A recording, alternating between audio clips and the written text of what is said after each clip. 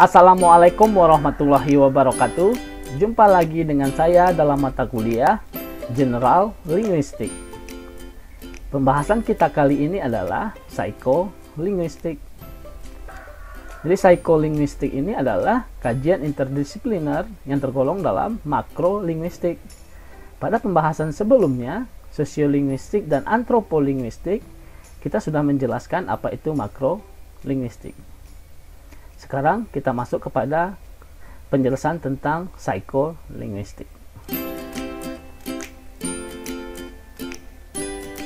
Psikolinguistik itu adalah salah satu area atau kajian dari linguistik yang membahas tentang hubungan antara bahasa dan brain atau otak. Jadi di sini dia akan membahas bagaimana hubungan bahasa itu dengan secara psikologis yang berkaitan dengan otak manusia, termasuk perilaku-perilaku berbahasa. Secara makro, psikolinguistik itu dapat dijelaskan bahwa ada kajian linguistik, kemudian ada kajian psikologi. Dan pertemuan antara linguistik dan psikologi itulah yang disebut dengan psikolinguistik. Oke. Sekarang kita masuk kepada penjelasan aspek-aspek apa saja yang dibahas dalam psikolinguistik. Dalam kajian psikolinguistik ini, beberapa poin yang dibahas pada umumnya adalah yang pertama yaitu language acquisition, yang kedua ada language knowledge dan usage, kemudian ada language production and comprehension. Language acquisition ini berhubungan dengan bagaimana bahasa itu didapatkan. Artinya, apakah itu dilahirkan atau dipelajari. Jadi, peneliti psikologi dan linguistik itu bisa mengkaji bagaimana pemerolehan bahasa itu. Penelitian seperti ini biasanya diterapkan untuk manusia atau anak-anak yang baru lahir sampai tahap-tahap berapa dia bisa berbahasa.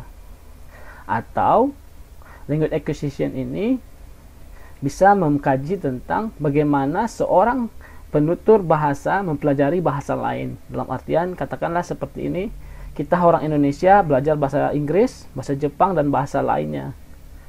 Bagaimana penerimaan dan perolehan bahasa itu didapatkan. Jadi dalam language acquisition ini dibahas secara rinci. Selanjutnya, language knowledge and usage itu berhubungan dengan decoding dan encoding. Decoding itu bagaimana bahasa itu dirangkai, kemudian bagaimana bahasa itu diucapkan. Jadi prosesnya itu secara motorik dalam otak, kemudian bagaimana dia diucapkan. Dalam hal ini dia berhubungan dengan pengetahuan bahasa. Selanjutnya language production and comprehension itu berhubungan dengan bagaimana bahasa itu diproduksi. Mulai dari tataran anak-anak, kemudian tataran orang dewasa, kemudian disability atau orang yang kurang mempunyai kemampuan, atau katakanlah kita sebut sebagai tidak mampu dalam berbahasa. Bisa jadi disleksia, apasia, dan jenis-jenis lainnya. Semua dikaji dalam aspek-aspek ini. Secara keseluruhan, 3 aspek dalam psikolinguistik ini kemudian dia merupakan satu kaitan. Bagaimana bahasa itu didapatkan. Kemudian bagaimana bahasa itu digunakan oleh seorang individu. Jadi sifatnya personal-personal. Kemudian nanti baru disejajarkan dengan yang lain. Yang paling umum dalam kajian psikolinguistik itu lebih kepada yang anak-anak atau disabilitas dan pembelajar bahasa. Jadi untuk kita yang mungkin nanti akan menjadi pembelajar bahasa, baik belajar atau mengajarkan bahasa, setidaknya kita paham bagaimana bahasa itu didapatkan. Ya, katakanlah sebagai contoh, misalnya bahasa ibu. Secara teoritis yang pernah ada, yang bahasa ibu itu adalah bahasa pertama yang diucapkan. Kalau saya orang Minang, suku Minang, dan dibesarkan oleh seorang ibu dari Amerika, bisa jadi bahasa ibu saya itu adalah bahasa Amerika. Artinya bahasa apa yang kita kuasai pertama sekali dan kita gunakan sebagai komunikasi utama itu disebut dengan bahasa ibu. Walaupun ibu kita orang Jawa, Batak, segala macam. Tapi ketika bahasa yang mereka gunakan itu bahasa Inggris, bisa jadi bahasa kita, bahasa ibu kita itu adalah bahasa Inggris. Jadi hal-hal seperti itu bagaimana didapatkan. Kemudian dalam psikolinguistik ini, dia akan melihat perkembangan anak. Mulai umur berapa mendapatkan bahasa, apa yang didapatkan, kata-kata apa. Sebenarnya orang tua yang punya anak itu bisa tahu kapan anak itu berbahasa, kapan anak itu mendapatkan bahasa, dan kapan anak itu merangkai bahasa. Namun, mereka cuma tahu berdasarkan intuisi dan pengalaman. Dan dalam kajian psikolinguistik itu akan dijelaskan secara teoritis sehingga bisa dipelajari oleh orang lain. Kemudian bisa diperhatikan atau bisa jadi untuk terapi ketika ada yang bermasalah. Kemudian bisa juga diterapkan dalam pembelajaran bahasa di sekolah-sekolah, sehingga kita tidak memaksakan cara yang standar kepada anak, karena ada yang anak yang berkebutuhan khusus, pokoknya setiap manusia itu punya treatment yang berbeda dalam mendapatkan bahasa.